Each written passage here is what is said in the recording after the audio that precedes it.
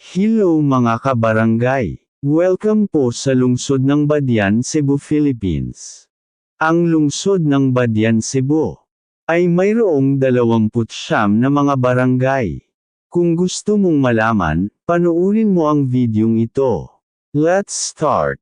Barangay Alawihaw, Balhaan, Banhigan, Basak, Basiaw, Bato, Bugas, Kalangkang, Candies, Dagatan, Dobdob, Ginablan, Lambog, Malabago, Malhiaw, Manduyong, Matutinaw, Patong, Poblasyon, Sanagan, Santikon, Sohoton, Sulsugan, Talayong, Taytay, Tigbao, Tigib, Tubod, Saragosa.